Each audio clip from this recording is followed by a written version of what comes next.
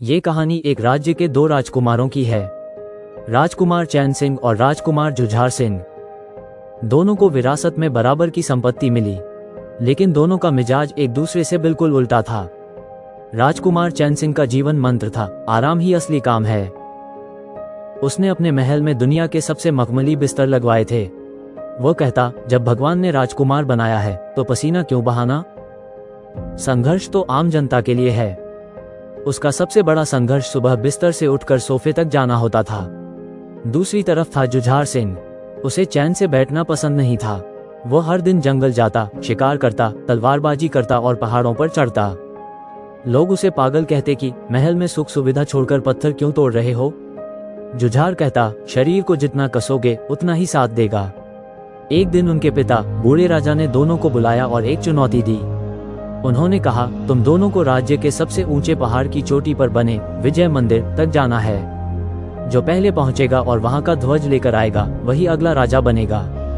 शर्त ये थी कि उन्हें पैदल ही जाना होगा और अपने साथ अपना पसंदीदा सामान ले जाने की छूट थी।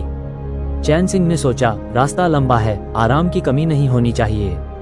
उसने अपने साथ 4 नौकर लिए जो एक पालकी उठा रहे थे। पालकी में गद्दे, इत्र, अंगूर और ठंडे शरबत का इंतजाम था। उसने कहा, मैं आराम करते करते चोटी तक पहुंचूंगा। जुझार सिंह ने सिर्फ एक जोड़ी मजबूत जूते पहने, हाथ में एक लाठी ली और पानी की एक बोतल पीठ पर बांधी। वो तेजी से पहाड़ की चढ़ाई करने लगा। पहाड़ की चढ़ाई शुरू होते ही खेल बदल गया। रास्ता इतना संकरा और पथरीला था कि पालकी ले जाना नामुमकिन हो गया। चैन सिंह को पैदल चलना पड़ा। उसके पैरों में कभी छाले नहीं पड़े थे। उसे पसीना आया तो उसे लगा कि वह बीमार हो गया है। उसने चिल्लाकर कहा, यह संघर्ष मेरे बस का नहीं। उधर जुझार सिंह के लिए यह रास्ता किसी खेल जैसा था। वो सालों से कांटों और पत्थरों पर चलने का अभ्यास कर रहा था।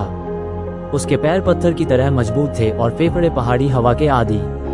उसे पसीना आ रहा था, लेकिन वह उसे मेहनत की चमक समझकर मुस्कुरा रहा था। बीच रास्ते में एक गहरी खाई जिसे पार करने के लिए एक रस्सी के पुल पर चलना था। चैन सिंह ने जैसे ही नीचे देखा, उसके होश उड़ गए। वो कांपने लगा और बोला, मुझे वापस घर जाना है। मुझे राजपाट नहीं चाहिए, मुझे अपना गद्दा चाहिए। जुझार सिंह ने हंसते हुए उसे देखा और एक छलांग में पुल पार कर लिया। वो चोटी पर पहुंचा, ध्वज लहराया और विजेता बन गया। अंत का सबक। जब दोनों वापस दरबार पहुंचे तो राजा ने चैन सिंह से पूछा, बेटा आराम कैसा रहा। चैन सिंह रोते हुए बोला, पिताजी, आराम ने मुझे अपाहिज बना दिया।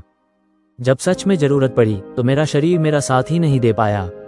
राजा ने मुस्कुराते हुए कहा, याद रखना, जो इंसान हमेशा आराम खोजता है, मुसीबत आने पर वो सबसे पहले टूटता है। लेकिन जो संघर्ष को अपना दोस्त बना लेता है, मुसीबत उसके सामने घुटने टेक देती है।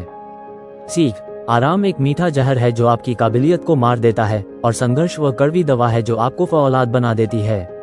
इसलिए बिस्तर से प्यार करना छोड़ो और मैदान में उतरना सीखो।